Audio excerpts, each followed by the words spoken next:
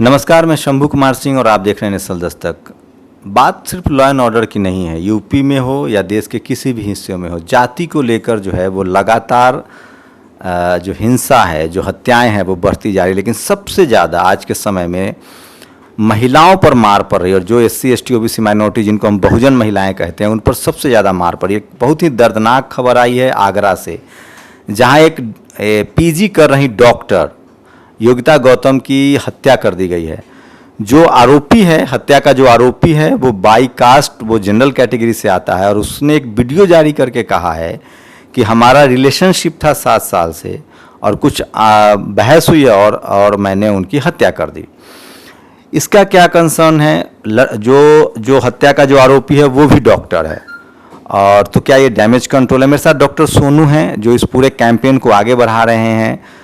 जो पीड़ित परिवार है, उनके भाई ने अपहरण का केस दर्ज कराया था, तो क्या इस मामले को कमज़ोर किया जा रहा है, और क्या अगर वो लड़की प्यार भी करती थी तो क्या उसने हत्या का हक दे दिया था? इन्हीं सब मुद्दों पर बात करेंगे।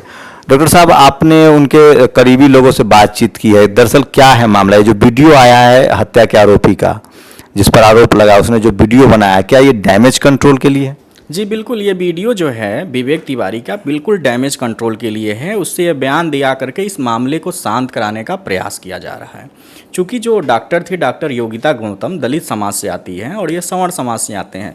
तो आप देखे होंगे इस टाइम सवर्णों को संरक्षण दिया जा रहा है उत्तर प्रदेश सरकार में। तो उसी के तहत ये वीडियो चलाया गया ताकि उनको जो मैटर है, केस को धीमा किया जा सके। अन्य बहुत सारे संगठन आवाज़ उठा रहे थे इस मुद्दे पे, इस पे न्याय की मांग कर रहे थे, क्योंकि अकेला डॉक्टर विवेक तिवारी नहीं है इसमें कई लोग और भी शामिल हैं। क्योंकि जो कार थी इनके हॉस्टल के सामने से आती है, वहाँ पे वो राजा मंडी में रहती थी, वहाँ से इनको खींच करके कार में रखा जाता है। उसके बाद उसमें क्या क्या किया जाता है, विवेक तिवारी के अनुसार कि कार में खुद आई, फिर हाथापाई हुई, फिर उन्होंने गला दबा दिया। अब गला दबाने के बाद इनके पास चाकू भी था, ये चाकू चुकी रखते अपने कार में खुद ही एक्सेप्ट किया और मार करके सर फोड़ा गया।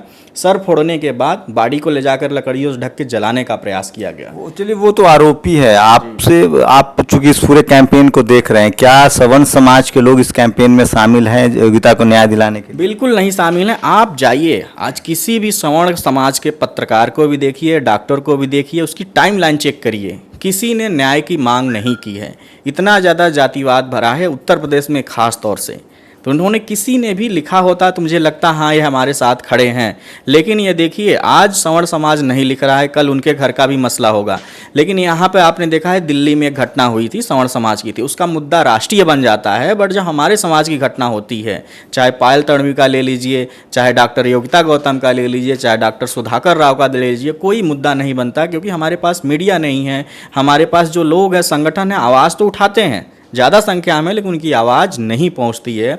इस केस को भी बहुत ज़्यादा कमज़ोर करने का प्रयास किया जा रहा है। डॉक्टर साहब, क्या लग रहा है कि आपकी बहुत करीबी लोग, आप डॉक्टर के प्रोफेशंस में है। मैंने अभी कुछ दिन पहले एक ट्वीट पढ़ा था कि अगर कोई दलित लड़की है और उसका रेप होता है, मर्डर होता है, तो एक खामोशी होती है। अगर कोई मुस्लिम लड़की है, उसका रेप या मर्डर होता है, तो आरोपी के पक्ष में, दोषी के पक्ष में रैलियां भी लोग निकालते हैं। वो कौन लोग निकालते हैं वो आप अच्छी तरह से जानते हैं। क्या लगता है, एक जो हत्या का आरोपी है वो भी एक डॉक्टर है, जो विक्टिम है वो भी एक डॉक्टर थी।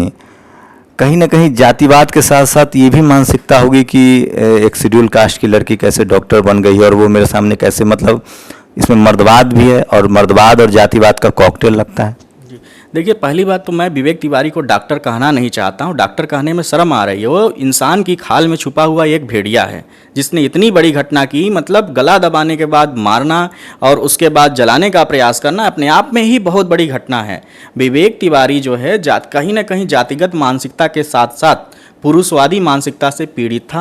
वो कभी भी ना एक्सेप्ट नहीं कर सकता था, इसलिए उसने इतना जघन्य अपराध किया है। इसके लिए कोई भी क्षमा नहीं होना चाहिए। ऐसे व्यक्ति को यदि फांसी से बड़ी भी सज़ा होती है ना, तो भी सज़ा देना चाहिए। अभी 10-15 दिन पहले रिजल्ट आया था, इन्होंने अच्छे नंबरों से पास किया था। इनके पिताजी का पढ़िएगा फेसबुक पोस्ट, इन्होंने लिखा कि 2019 में हमारा लड़का डॉक्टर बना, MD पास हो गया।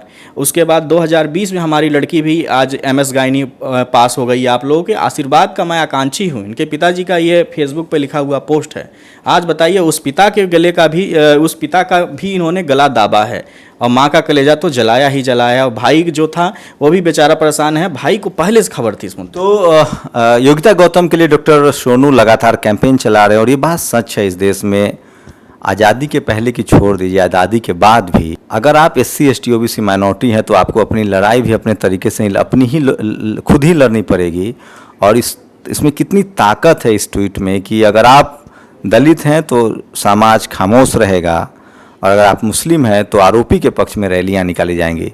डॉक्टर सोनू लगातार इस कैंपेन को आगे बढ़ा रहे हैं और उम्मीद है कि कम से कम योगिता गौतम को न्याय मिलेगा।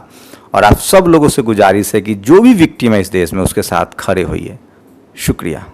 नेशनल दस्तक की आपसे गुजारिश है कि अगर इसको बचाना चाहते हैं तो नेशनल दस्तक को सब्सक्राइब करने के लिए रेड कलर के सब्सक्राइब बटन को दबाएं, फिर बेल आइकन की घंटी दबाएं। नेशनल दस्तक को बचाने के लिए बहुत ज़रूरी है कि हर खबर को शेयर करें, लाइक करें, कमेंट जरूर करें।